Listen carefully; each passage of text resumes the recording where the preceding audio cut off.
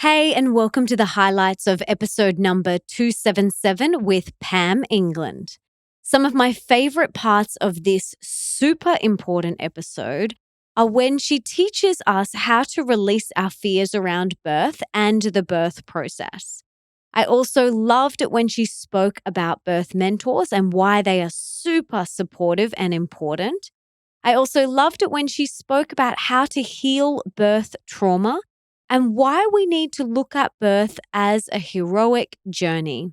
But there is so much more wisdom, knowledge, and inspiration that you get in the full episode. So to listen to the full podcast and get all the info in the show notes, head on over to melissaambrosini.com/277 right now. Pam, welcome to the show. I want to hear your story. I'm so excited to hear your story and how you got to where you are today doing this incredible work for women. So how did it all unfold for you? Well, I think it unfolded because when I gave birth to my first child, which was 38 years ago, I was a nurse-midwife doing home births and pretty confident. And while I was on my cesarean table from being transferred from my home birth, this question came into me. It really did. It just came into me just before he was born. And the question was, what is it I needed to know to give birth as a mother that I didn't know as a midwife? And the question kind of had like a vibration to it. So after my birth, I was very shocked and depressed and confused.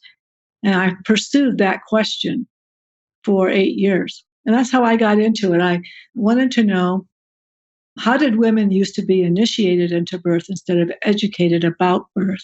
So I went to school, I got my master's, but I did a lot of reading and I began to envision, even if I couldn't find the exact answer about how women might have used to have been prepared, because a lot of that isn't written, it's not accessible. I began to imagine how one would go about initiating versus just educating. And that's how it happened. So you talk a lot about birth as this rite of passage and an act of self-discovery for women and how we are so divorced from that idea these days. It's just crazy. And I want to know, how can we bring that back? How can we create more a rite of passage and a ritual and go deeper within ourselves around this huge life-altering thing that happens to us?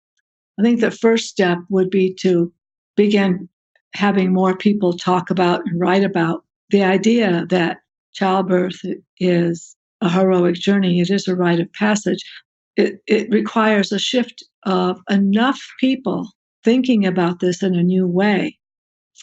And the second thing it requires is that instead of having childbirth educators only, we need childbirth mentors and birth story mentors, because a mentor is a completely different relationship than a teacher. And nowadays, what concerns me is how many people are self-educating or getting apps, which is very, very brief and, briefly informative, but it is not involved in a human dialogue or like a mentor might see you in a deep way being older and give you assignments to help push you to understand yourself or to get ready for the next step. I love this idea of birth mentors. I think that's really powerful.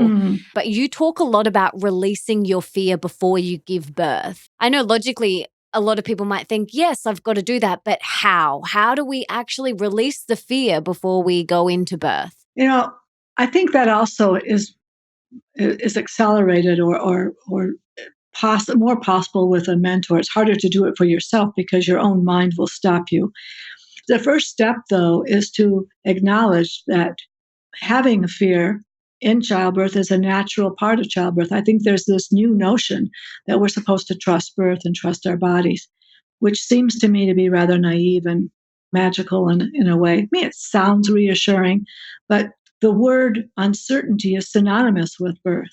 And when you're facing something with all kinds of possibilities, it's something you can't control. It's impossible to completely prepare for birth because you don't even know what you're preparing for. You don't know what surprise is in your Cracker Jack box. So I think the first step is just to acknowledge that it's okay to be a little uncertain, a little bit afraid. of the unknown. That's first. And then the second thing is to go into the belly, go into the soft belly, and just admit to yourself, to feel softly that I am really afraid of, what is it? I'm afraid of making too much noise in labor. I'm afraid of having an epidural. I'm afraid of being transferred to a hospital. I really want to have my baby at home. It could be any number of things that are personal to you. So the fear isn't just having this unwished for thing happen, it's also what you'll think of yourself or what others will think of you. And this fear causes the body mind to freeze even before labor starts. There's a holding of the energy or a tightening in the belly, tightening around the heart, tightening in the mind. You so don't want this to happen. You know, Melissa, the thing is that the way through this is to see yourself coping with the thing you don't want, not avoiding it. Yes, so much easier said than done, huh?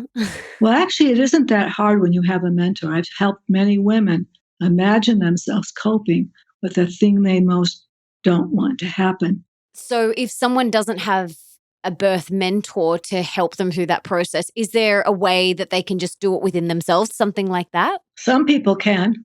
It depends on the individual. Some individuals have had enough success doing that in other parts of their life that they're able to do it in this area. But some people haven't had the experience of confronting their fears in this way. And sometimes they've been able to confront fears in other areas. But when it comes to having a baby because of conditioning or memories or many different possibilities, or the fear, you love your baby so much, the fear of something happening, that it's very hard to do it for yourself. So the answer is yes, and maybe not. It just depends. So how would you work with someone who has that fear? Say the fear is, I don't want an epidural. And that is because I have heard in the past that intervenes with your labor and could slow it down and then could lead to something else and then something else and then something else and then cesarean. So how would you help someone work through that fear? I would still have to go through the process of, when you envision yourself having an epidural, what do you see? What do you feel? And what are you telling yourself about yourself because you've had an epidural? What's your belief about yourself?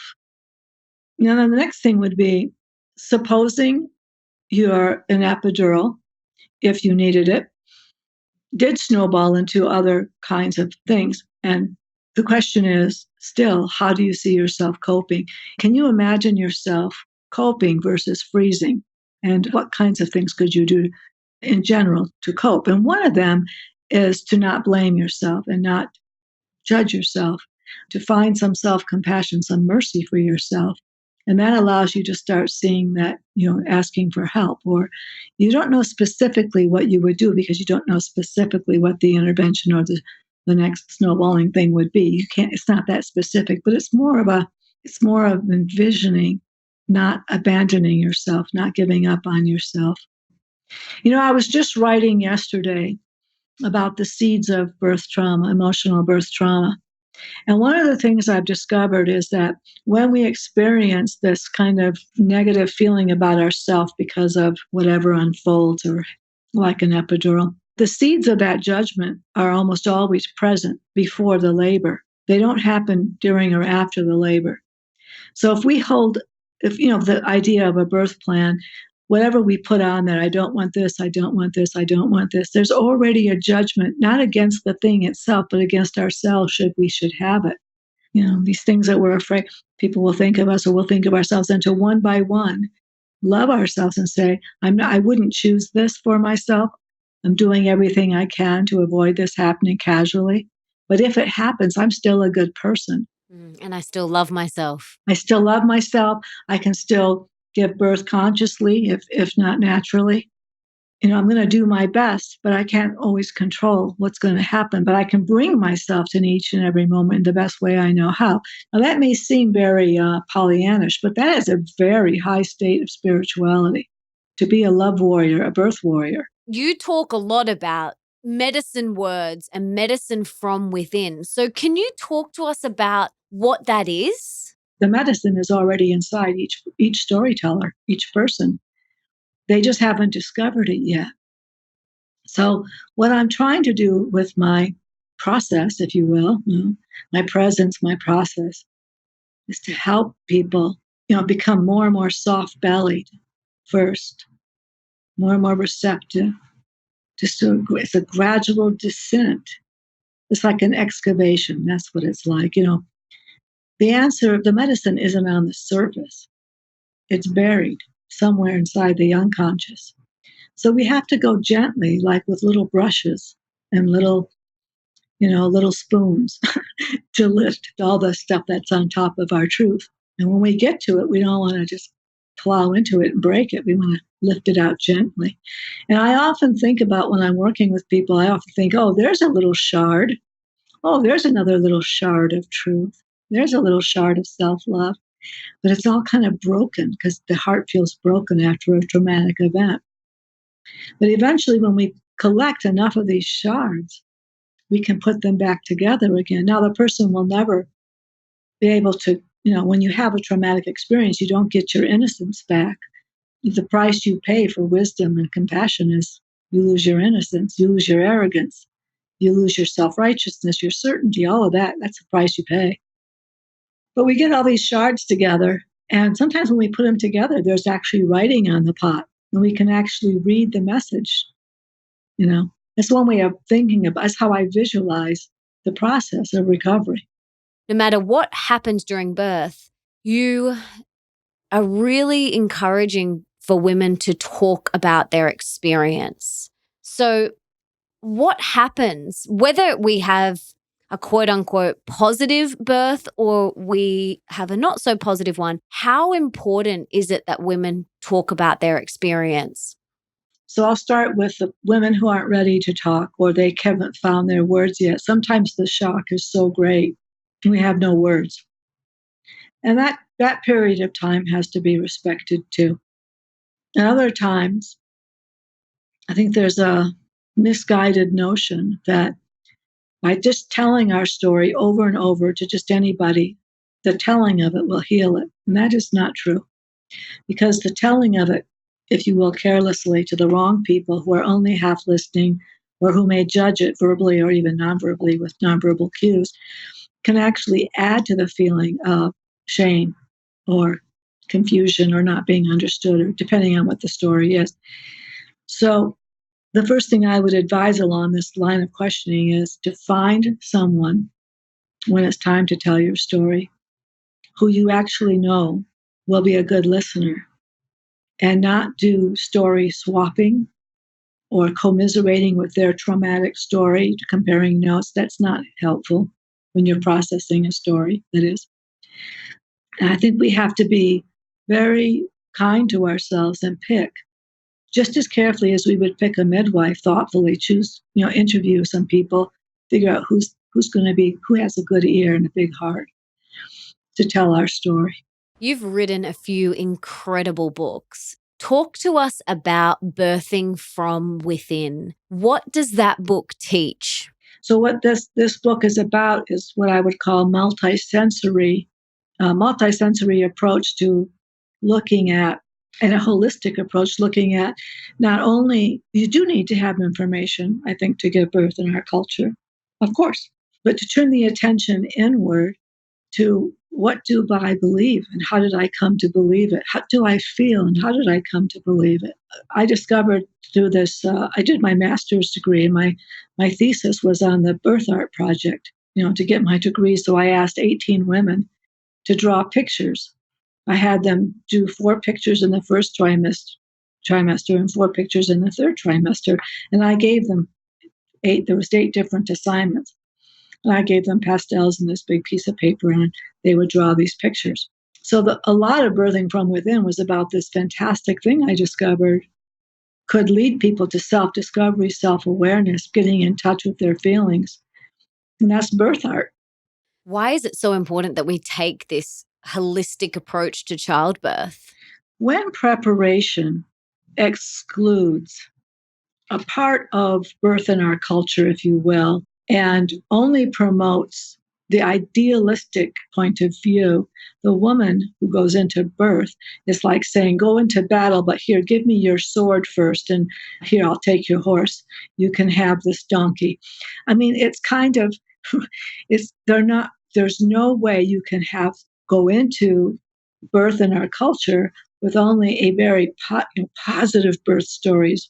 There's certain kinds of childbirth preparation that don't even use the word pain. They want a woman to believe that she just trusts and she just relaxes, or she envisions positive things. She won't experience the sensation, which is just an ordinary part of giving. I mean, it's just, it's the sensation of giving birth. So when she experiences pain, she wasn't prepared for pain. And so therefore she feels like, I'm doing this wrong. It's my fault. I didn't study enough. I'm weak, and all kinds of things. So in other words, every aspect of birth has to be looked at as part of childbirth preparation.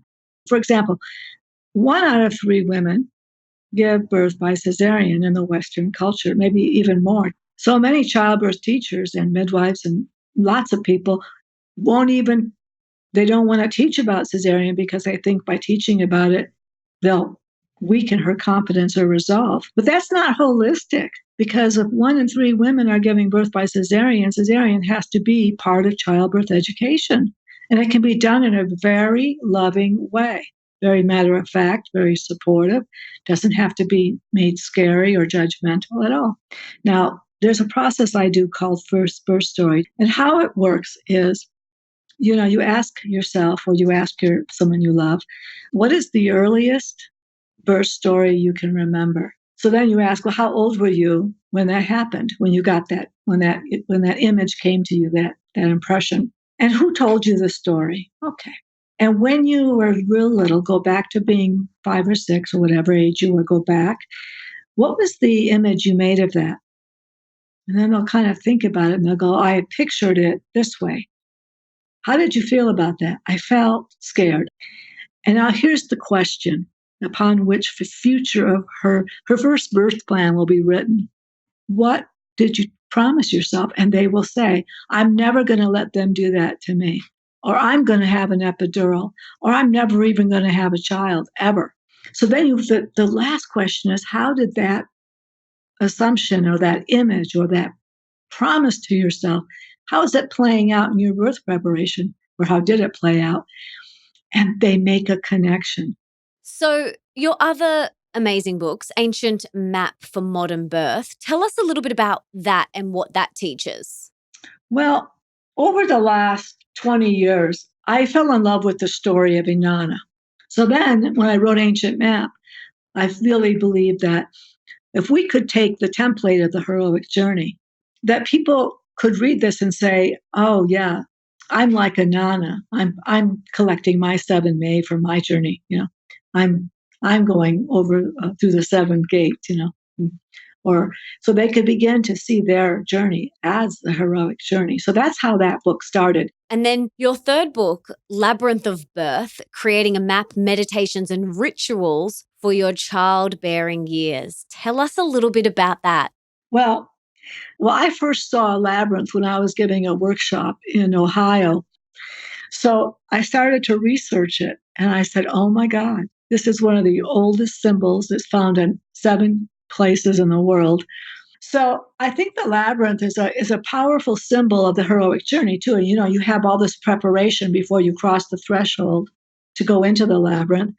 Then when you're tracing a labyrinth, that it's a unicursal path, so you can't get lost. But invariably, if your conscious mind gets involved, you think you are lost, but you can't get lost, which is like labor. When you're in labor, you think you're lost. You think you don't know where you are. You think you must be doing it wrong, or this will never end. But if you do nothing, just keep going, keep going, keep going, keep going, you eventually come to the middle, which is the place of birth and death. So it's the birth of a child, the birth of a mother, and it's the death of some belief. So the labyrinth is a perfect symbol for our internal journey as women, from pregnancy through labor, through the ordeal, and through return.